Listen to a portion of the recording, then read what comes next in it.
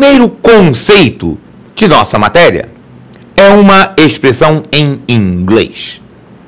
Uma expressão que reflete, que significa a diferença entre os juros pagos pelos tomadores nas operações de crédito e a remuneração paga aos poupadores na captação.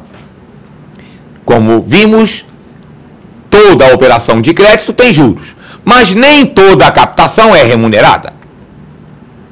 Portanto, há uma diferença positiva a favor do banco, porque mesmo nos casos de uma captação remunerada, os juros que o banco cobra dos empréstimos ou financiamentos é sempre maior do que a remuneração que ele paga aos poupadores.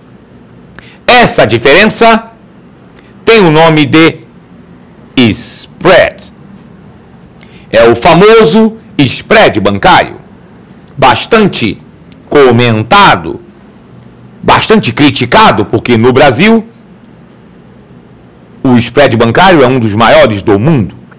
Certamente essa é uma das razões pela qual os bancos brasileiros estão entre os mais lucrativos do mundo, porque a diferença entre os juros cobrados dos empréstimos e financiamentos e a remuneração paga aos poupadores é uma das maiores do mundo.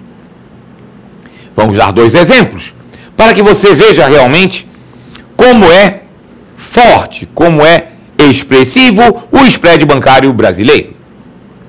Vamos pensar num empréstimo bastante utilizado pelas pessoas físicas, o cheque especial.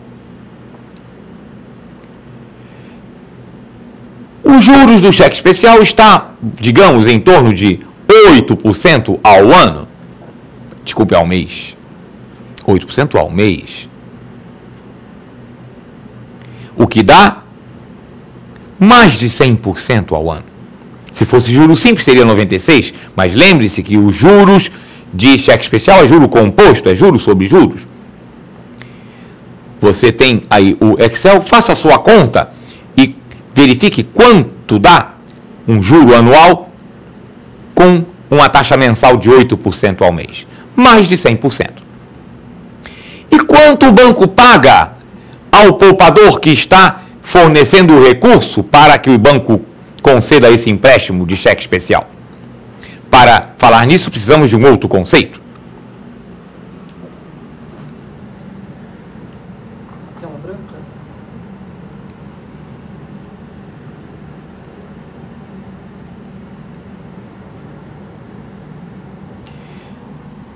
Precisamos saber o que significa funding.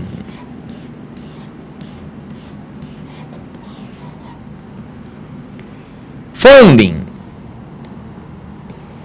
é a fonte de recursos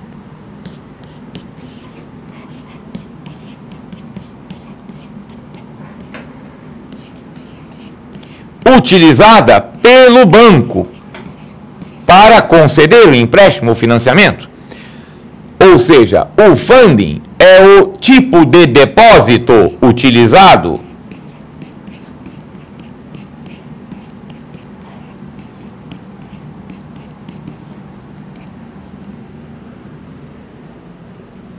Para deixar mais claro, os bancos administram as atividades de captação e de concessão de crédito de tal forma que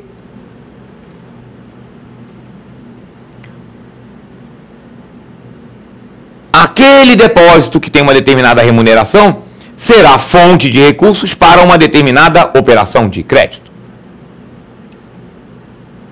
Pois bem, qual tipo de depósito que o banco utiliza para ser o lastro, ser o funding do cheque especial? Certamente você não sabe a resposta. Eu lhe digo.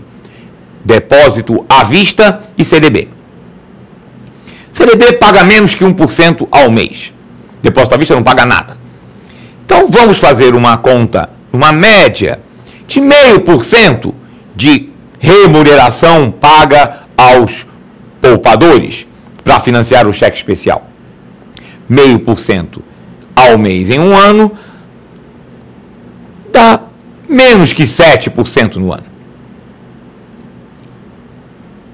Com mais de 100%, nós temos praticamente 100% ou até mais do que isso de spread no cheque especial. É um senhor spread, com certeza.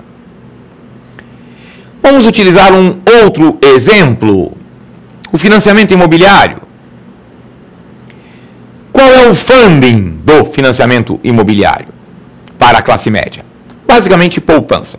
A lei, inclusive, exige que pelo menos 65% dos recursos captados em poupança sejam direcionados para o crédito imobiliário.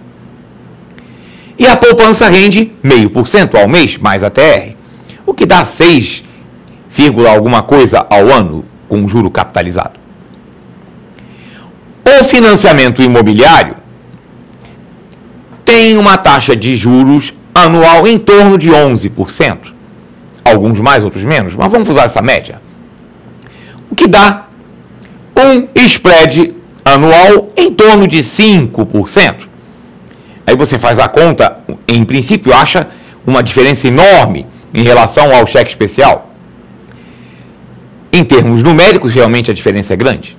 Só que a gente precisa lembrar o seguinte: cheque especial é uma operação de curto prazo. A pessoa entra hoje e sai amanhã.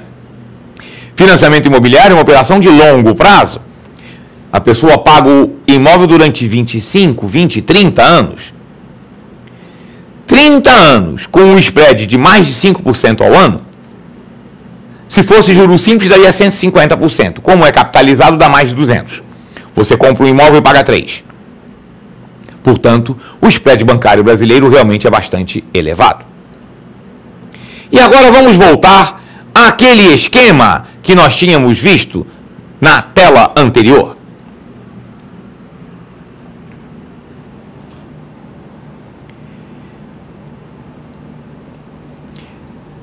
Olhe bem para esse esquema e pense o seguinte: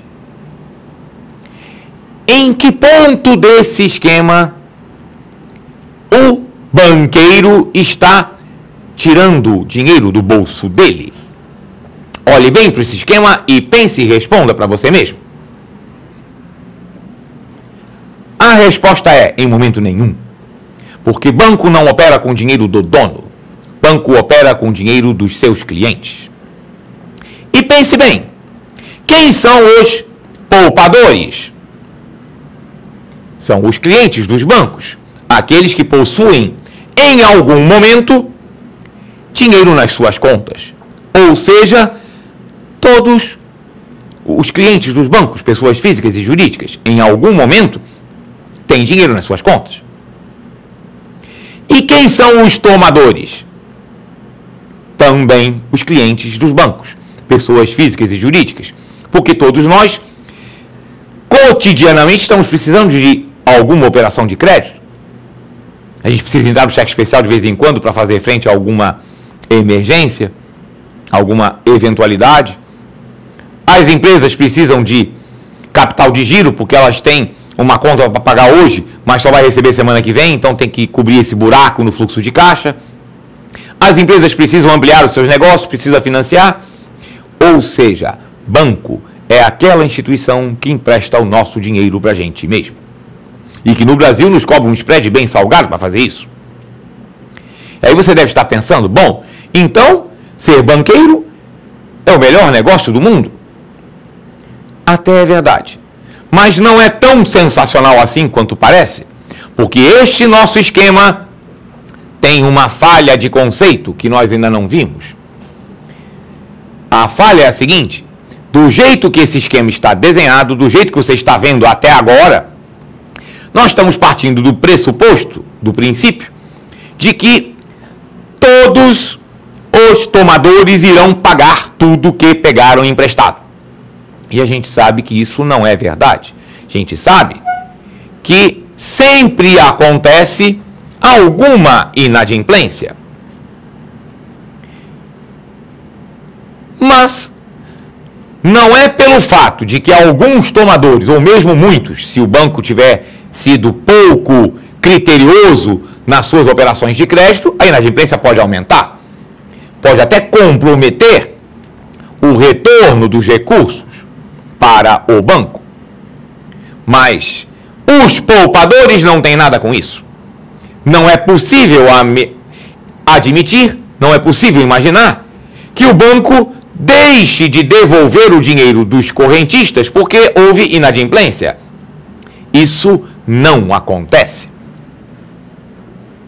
Você nunca verá essa cena que eu vou descrever agora, porque ela é absolutamente surreal.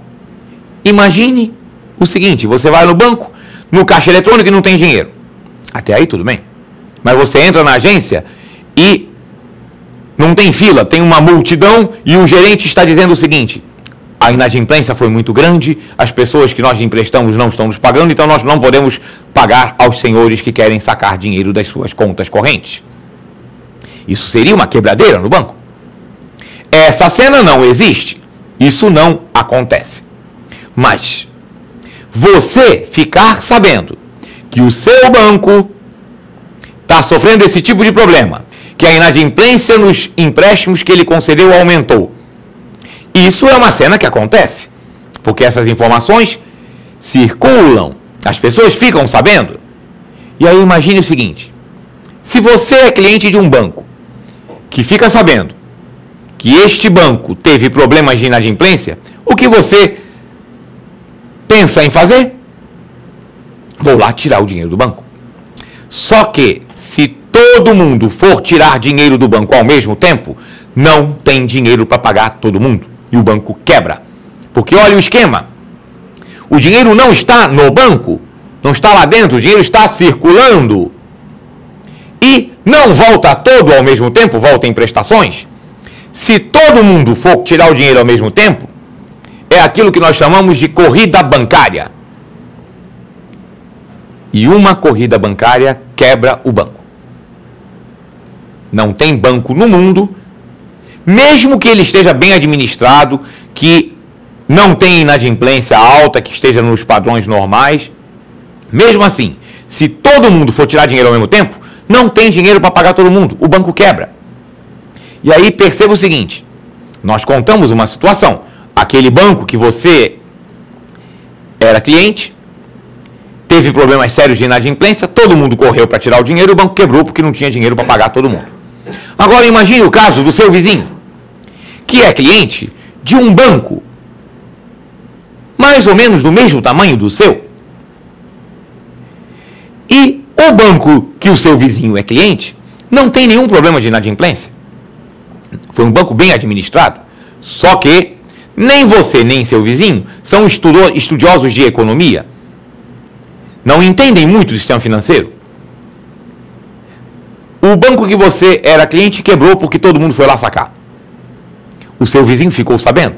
E o seu vizinho sabe que o banco dele é mais ou menos do mesmo tamanho do seu. Provavelmente seu vizinho vai pensar a mesma coisa que você pensou. Vou lá tirar o meu dinheiro porque o meu banco pode quebrar. E se todo mundo pensar desse jeito, o banco quebra mesmo. Porque nenhum banco do mundo suporta uma corrida bancária. Então, para evitar a quebra generalizada do sistema financeiro, é necessária a atividade da supervisão e regulação bancária. E aí muita gente às vezes pergunta: mas por que seria tão grave assim? Não dá para deixar o banco quebrar? Uma coisa é um banco quebrar, outra coisa é o sistema financeiro quebrar. E como nós já vimos, quando um banco quebra, pode haver o perigo de que os clientes dos outros bancos entrem em pânico, todo mundo corre e quebra os outros bancos também. E se o sistema financeiro inteiro quebra, você desorganiza a economia do país. Porque o sistema financeiro é que faz a intermediação dos pagamentos. Imagine uma economia sem bancos, todo mundo correndo para cima e para baixo com sacolas, maletas, pacotes de dinheiro vivo. É inimaginável na economia da maneira que nós temos hoje. E não existe capitalismo sem crédito. Todo mundo precisa de crédito para alavancar os seus negócios.